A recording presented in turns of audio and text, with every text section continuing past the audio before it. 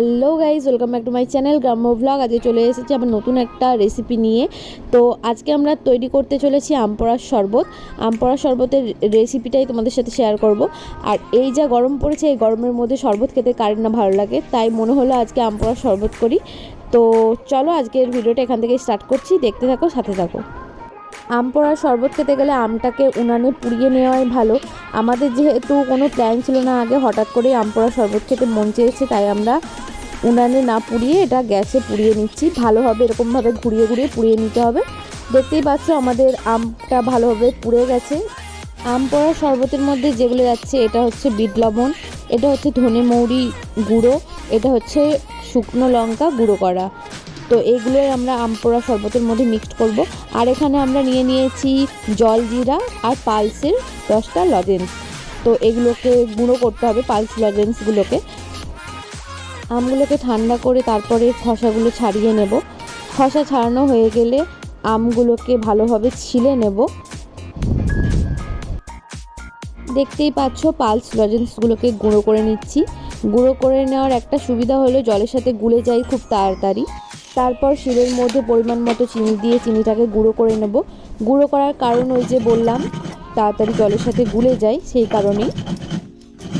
তারপর দেখতে পাচ্ছ পোড়া আমটাকে যে আমরা ছিলে নিয়েছিলাম, সেটাকে আমরা বেটে নিচ্ছি, কারণ বেটে নিলে আরও বেশি টেস্ট ভালো লাগে।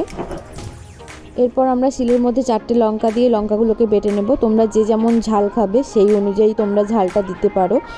তোমরা যদি বেশি ঝাল খাও বেশি লঙ্কা দিও, আর যদি অল্প ঝাল খাও অল্প লঙ্কা দিও। পালস লজেন্সগুলোকে গুঁড়ো করার পর কিছুক্ষণ জল দিয়ে ভিজিয়ে রেখেছিলাম। তারপর এর মধ্যে আমরা আম বাটাটা, লঙ্কা বাটাটা, সবটা, চিনি গুঁড়ো, সব জিনিসটা একসাথে দিয়ে মিক্স করে নেব।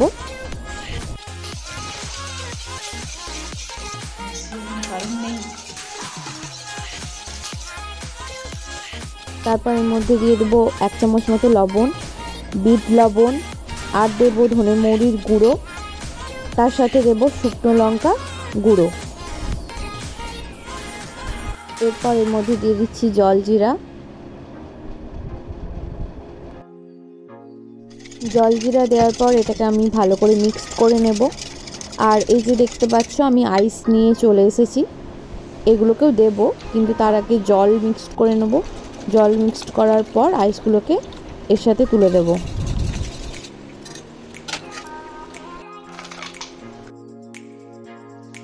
দেখতেই পাচ্ছ আমাদের আম পোড়ার শরবত রেডি হয়ে গেছে।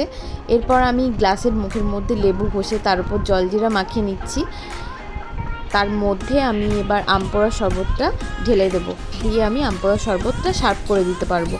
আমি এখন এডিট করছি, এডিট করতে করতে আমার আবার জিভে জল চলে আসছে। তোমরা সবাই এই গরমে এটা ট্রাই করিও এবং জানিও কেমন হয়েছে। আমার তো খুবই পার্সোনালি খুবই ভালো লেগেছে। তো চলো আজকে ভিডিওটা এই পর্যন্তই, দেখা হচ্ছে নেক্সট কোনো ভিডিওতে। ততক্ষণের জন্য টাটা।